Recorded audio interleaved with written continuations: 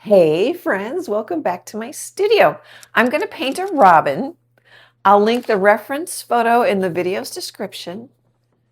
Isn't that fun? I like the colors. I think this is a bush. I had one, I'm pretty sure I had that bush in front of one of my houses. That makes it sound like I had a bunch of houses. In my last house, I'm going to paint it on a 6" by 8" wood panel. I've got gesso on it. It's 1.5 inches thick. I'm going to use primary colors, and I think it's going to be really fun. Let's jump in.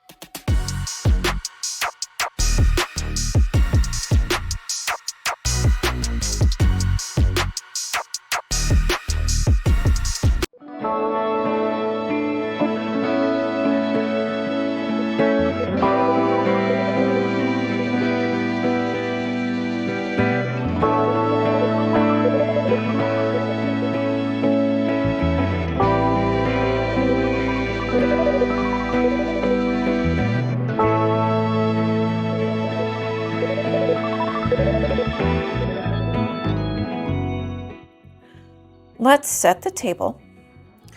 I've got Liquitex paints. They're all basics, except for Phthalo blue green shade. It's a heavy body. Excuse me, guys.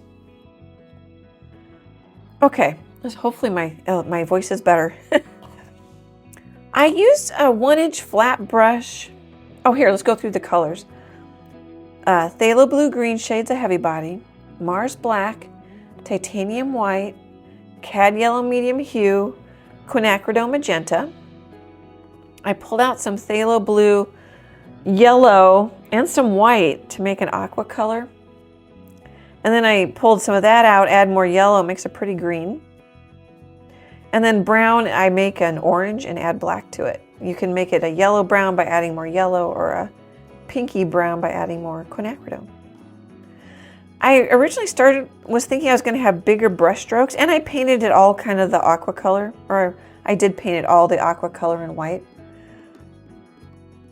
And then I thought, well, I'll take some inspiration from the reference photo, and I put a couple of trees in the background. And I went down a brush size, so that's a 1". This one's a 5/8" flat brush from Artist Loft. Oh, the words are rubbed off of it already. Because I wanted some hints of, clumps of leaves. And I had more clumps and I painted them out, just trying to, I want a fairly calm background because the bird's the star of the show. But I think it's working. And really, I've covered up most of that original blue background except for a little bit. I did I did print out the photo. I scribbled, I think I threw it away. I scribbled on the back of the print, the printout I made with chalk pastel, taped it on, and traced it with a ballpoint pen. It speeds it up for me. Okay, guys, I think that sets the table. I'll be back in a bit.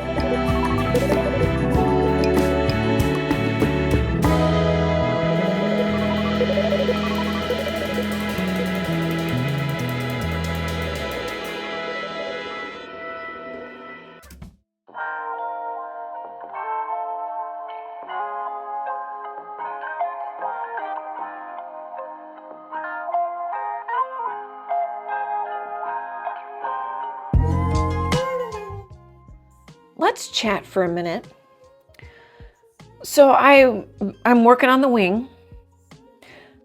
Let's do brushes first. I use this 5/8" flat brush from Artist Loft for the oranges and browns. I started with yellow, put in oranges, and then got darker. I think I might want it a little darker down here. It'll be under the wing. The sun's coming from, well, it's coming from the left, but it's also coming from in front. Okay. Oops, my sun isn't sticking to my bulletin board. And then I'm using it's a craft brush, but it's very similar to a number 4 round from Princeton, in order to get in some suggestions of feathers.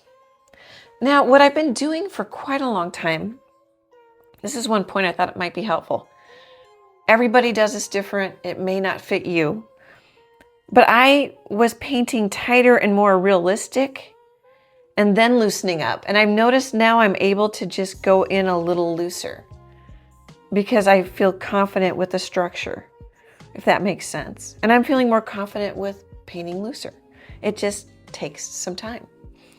And I've slowed down again. I was, in order to paint looser, when I would take art classes in college, you know, you do a 30-second sketch, which is super helpful because you'll get some really nice suggestive brush strokes or suggestive lines. And it shows you, you know, not to be so tight. At the same time, you've got to go with your personality and what works for you.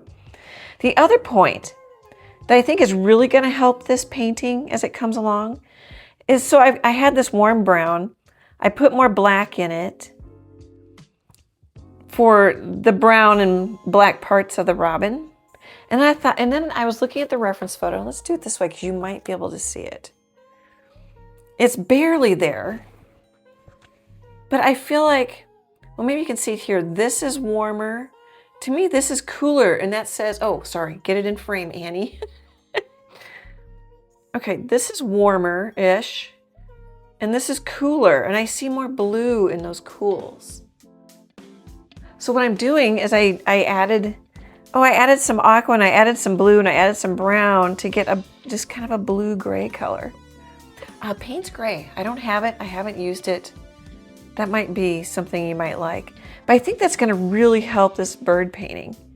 It's just when you shift the color and you can exaggerate that a bit because the values do the work.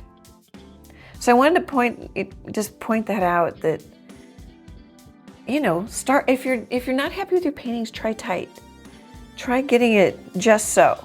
And if that doesn't work, I mean, try loose. I'm just, for me, it's been good for me, or it's worked for me, probably, as a side note, probably because I drew a lot as a kid. I used to just draw and I didn't like painting. To go from tighter to looser. I think a lot of artists do that. You guys can let me know in the comments. And then I'm painting the bird because the bush leaves are going to be over the bird. And another thing, oh, now I'm thinking about it. So I've got lighter up here on the head. I don't see this in the reference photo. But sometimes just glazing a little yellow and giving it a little, even a little warmer or a little glow, just parts of it, can also be nice. I don't know if it made that much difference. Okay, I also think I need another coat of paint. When it dries, I think it shrinks. I think what happens is it shrinks and you get little pieces of the white gesso coming through, which is okay. That can be okay too. All right. There you can see the yellow on the top of the head. I want to put a highlight in the eye. I like robins with a bright yellow or bright orange, yellow bellies, and I like the white parts around their eyes. I think that's fun.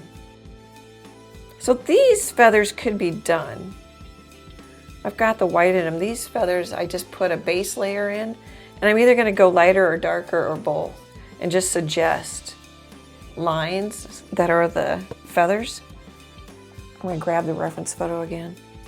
So I'm not going to get every line in there. I did pretty much with this. With these feathers right here. Okay, hopefully some of those comments help. Oh, another thought. At least you know, I'm just, it's just what comes to me. I picked this reference photo because I really loved all the juicy color in it. That can really help you too. But if you can't see the values, make it black and white. Okay, guys, I'll be back in a bit.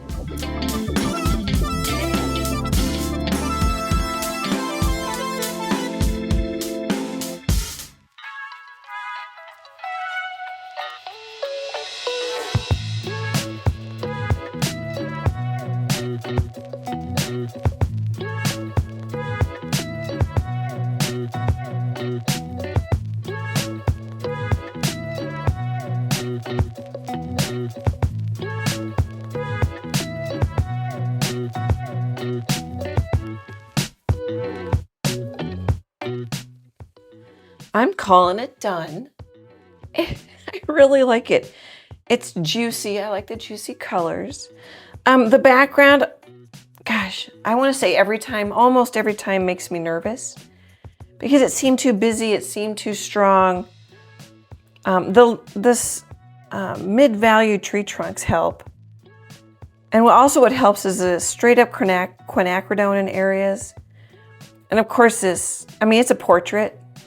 The bird's calling a lot of attention. I like that I have it lighter around the head. It's actually darker. I think it's darker in the reference photo around the head. Yeah, I'm looking at the top of my phone. I like that it's lighter. It would work if it wasn't.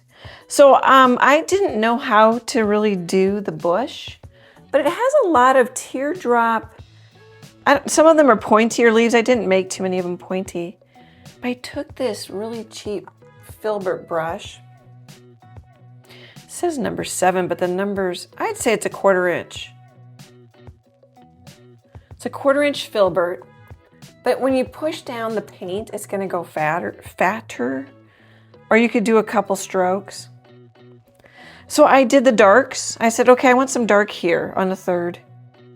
I want some dark underneath the bird. And I kind of want darker corners, even though they're not that dark. I have darker corners up here. I do that quite a bit. It's a nice little trick to keep the viewer in the painting a little longer. And it could be like a vignette around your portrait. And so I did blues, purples. I mixed a warmer pink, so quinacridone magenta, some yellow, and some white. But I started with the darks. When in doubt, start with the darks and work up to the lights. And it's a little bit like how I do fur. Like if I had a tabby cat, I would put in the stripes and then build on top of that. And then so that's pretty much all this brush.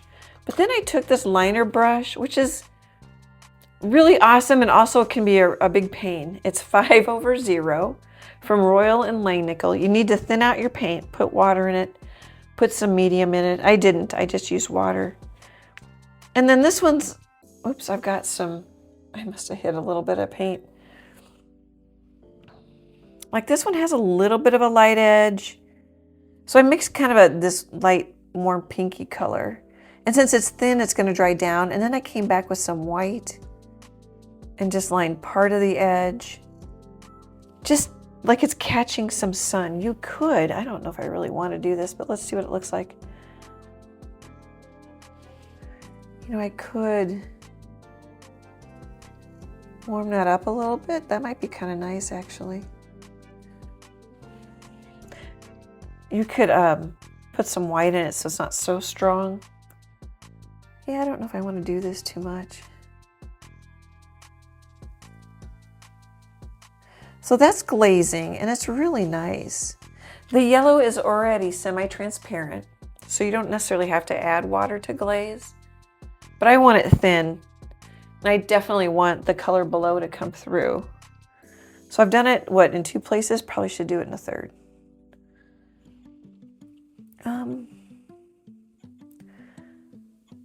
I'm trying not to, so this one's a little lower, which helps.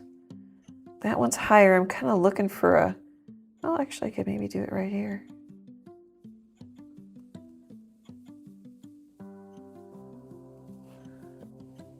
I don't know if it needed that. Now, for some reason, I kind of want to do one right there. Now I've got 4. You can keep going. It's hard to stop. I don't know if that one even shows. So that helps give them some thickness and an edge catching the light. That can be interesting. And it's to me, it says petal more than some of the blobs back in the background. Pulls them forward a little bit. Okay, I think that makes sense. I don't think there's really anything else to say. I'm going to try and pick it up for a closer screenshot. The reference photo is great. You really don't need the screenshot, but maybe you just want it. Of course, I can't. It is hard for me to get it square because I can barely see the top of my phone. Okay, I did paint onto the bottom.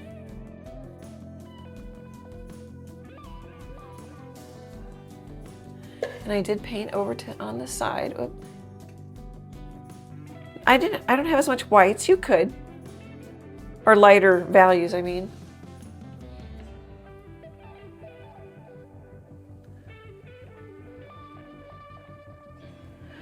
Okay, let's do a tour so you can see things up close. Let's see, I have been working on this. I'm gonna see what time it is. At 3.5 hours today. So since the last time lapse, it's been 3.5 hours.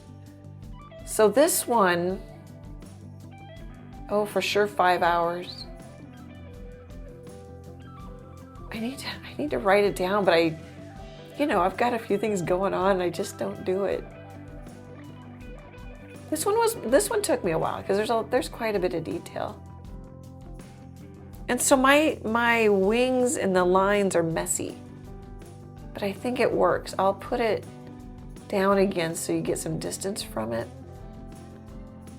You know what? I kind of like that yellow. That's pretty. Just a little pop of, well, and I've got little bits of yellow, I think pretty much everywhere in the painting. You could argue that I don't. I'll show you what I mean here. So kind of yellow orange, definitely yellow orange, yellow orange. This is a green yellow. Some of those colors in there. Okay, guys, let me know if you give this one a try. It's so fun to hang out with you. I love that we can connect through YouTube.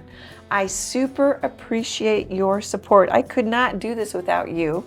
Great big happy art hugs, and I hope to chat with you soon. Bye, guys.